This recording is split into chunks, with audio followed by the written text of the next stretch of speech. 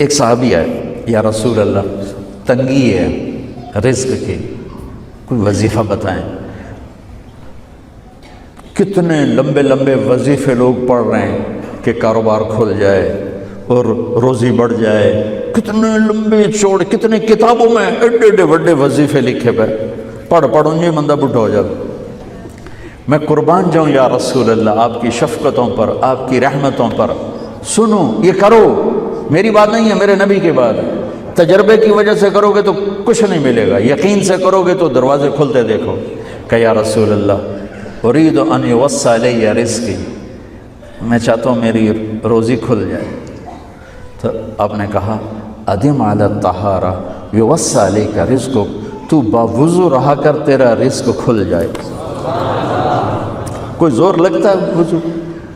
تمہارے ہاں تو سردی ہوتی ہی کوئی نہیں کہ بھئی ٹھنڈا پانی ہے کیسے وضو، یہ تو ہمارے لیے مسئلہ ہے کہ بھئی ٹھنڈا پانی ہے کیسے وضو کرو۔ وہ ہمارے گاؤں کا مراسی مجھے مل گیا، میں نے کہا چل نماز پڑھے گا، نہیں جی میاں جی سردی بڑی نہ لے جاؤ، سردی بڑی، مراسیوں کو سردی زیادہ لگتی ہے۔ میں نے کہا نہیں آج تک نماز پڑھا کے چھڑنا ہے۔ میں اس کو لے کے جب وہ ٹوٹی پہ بیٹھا نا، جو ہی ہاتھ پہ پانی، وہ حالے ہو ٹھنڈا پانی، وہ حالے ہو ٹھنڈا پانی۔ تمہارے لیے تو یہ مسئلہ بھی نہیں کہ ٹھنڈا پانی۔ میرے نبی کی یہ سارا مجمع لے لو، یہ اوپر مستورات لے لیں، ادم علی الطہارہ یوسع علیک رزقک، میرے نبی نے فرمایا باوضو رہنا شروع کر دے، اللہ تیرا رزق کھول دے گا۔ ابھی اللہ رسول کی آپس کی بات ہے تو میری بات ہوتی تو دیوار پہ مار دو، تجربہ کرو۔ نبی کی بات کو تجربہ کر کے نہیں کرتے، یقین کے ساتھ کرتے ہیں۔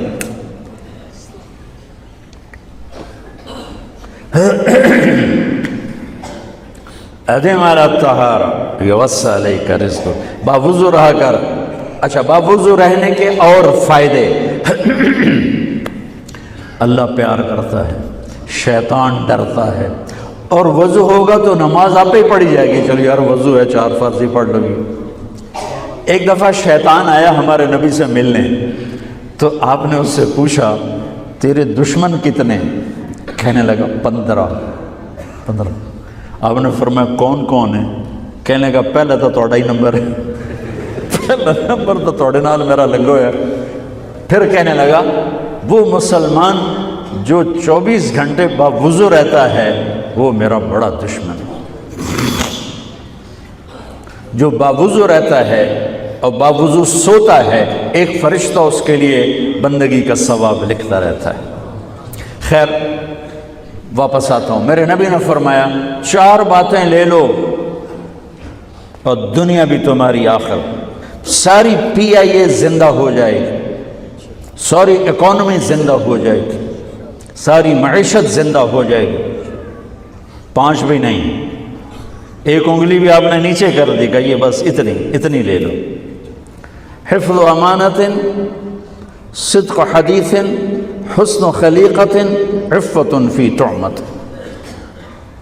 کیا خوبصورت! ساری زندگی کسی کو دھوکہ نہ دینا، دیانت داری۔ میرے ملک کے ادارے کیوں ڈوب گئے؟ دیانت نکل گئی، کھوٹ آ گئی، دھوکہ آ گیا۔ میرے نبی نے کہا حفظ امانت، کبھی امانت میں خیانت نہ کرنا، صدق حدیث، کبھی جھوٹ نہ بولنا، ہمیشہ سچ بولنا۔ میرے نبی نے فرمایا میرا امتی ہر گناہ کر سکتا ہے، 2 نہیں کر سکتا، ایک جھوٹ کبھی نہیں بولے گا، ایک دھوکہ کبھی نہیں دے گا۔ میرے نبی کی 2 صفتیں ہائی لائٹ ہوئیں، صادق اور بولو کیا ہیں؟ کوئی اور بھی تو ہو سکتی تھی، جس سے مشہور کیا، کعبہ قوسین بھی تو ہے، اور ادنا بھی تو ہے، واللیل بھی تو ہے سیاہ زلفوں والا، والضحیٰ بھی تو ہے روشن چہرے والا۔ کس سے مشہور کیا؟ صادق امین۔ اگر آپ مجھ سے سوال کرو، میں ممبر رسول پہ بیٹھا ہوں کہ مولانا صاحب سارے دین کو 2 لفظوں میں بتاؤ، ساری شریعت کو، تو میرے پاس 2 لفظ ہیں، سچائی اور امانت داری۔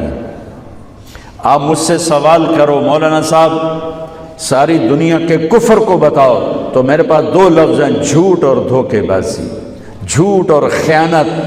پوری دنیا کا کفر ان کے اندر چھپا ہوا ہے، سچائی اور دیانتداری پوری دنیا کا اسلام اس کے اندر چھپا ہوا ہے۔ دیانت اور سچائی یہ بیج کی طرح ہے، اور پورا اسلام پھر باغ بن کے پھلتا پھولتا ہے۔ جھوٹ اور دھوکہ یہ بھی بیج کی طرح ہے، پھر اس سے کفر کا جنگل کانٹوں بھرا جنم لیتا ہے۔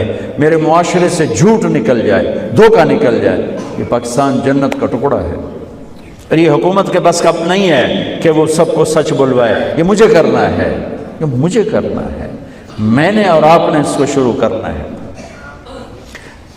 حضرت جریر بن عبداللہ یہ یمن کے شہزادے تھے، آخری حج پہ مسلمان ہوئے۔ اپنے نوکر سے فرمایا گھوڑا خرید کے لا، میں پیسے یہاں پیمنٹ کروں گا۔ وہ منڈی میں گیا، 300 روپے کا گھوڑا لے کر آیا۔ جب انہوں نے گھوڑوں کو دیکھا تو وہ قیمتی تھا، مالک کو پتہ نہیں تھا، اور یہ گھوڑوں کی نسل کے پہچاننے والے اس سے کہنے لگے تیرے گھوڑے کے 400 کر دوں؟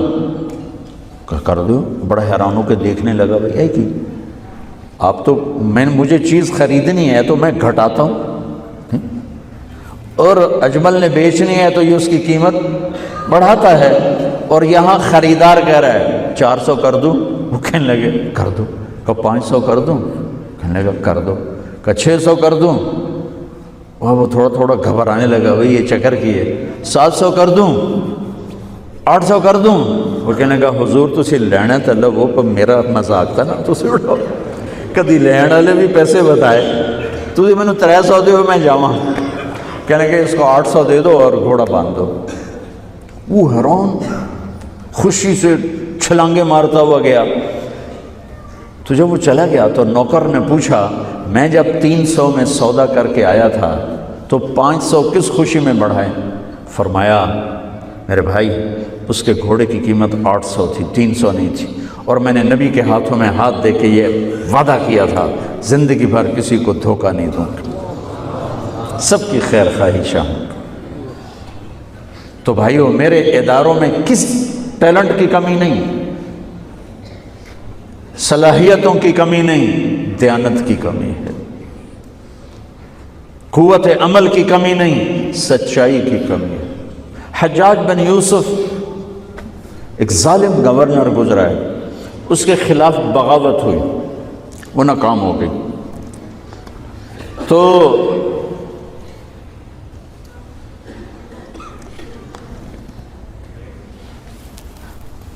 کوفہ میں ایک بزرگ رہتے تھے، ان کے بیٹے اس بغاوت میں شریک تھے۔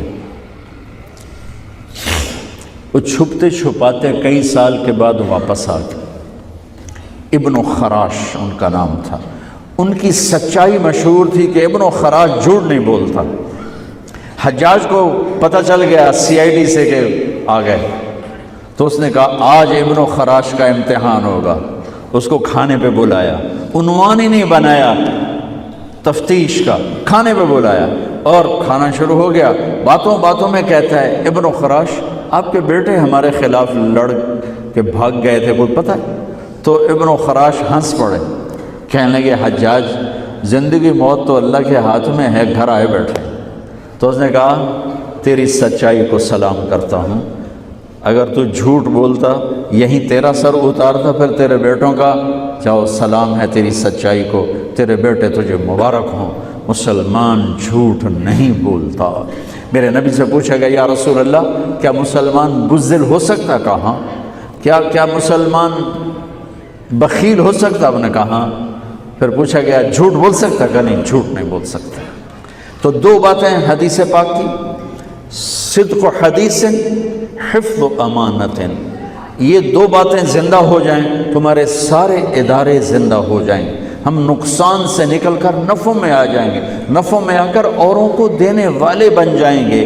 اس ملک میں اتنے خزانے اللہ نے چھپائے ہیں، اور اس ملک میں اتنے اللہ نے استعداد والے لوگ پیدا فرمائے ہیں۔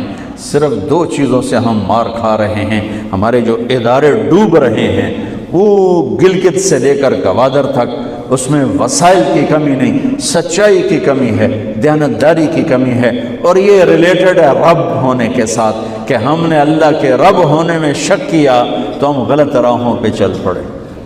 رب تو اللہ ہے، دینے والا تو اللہ ہے۔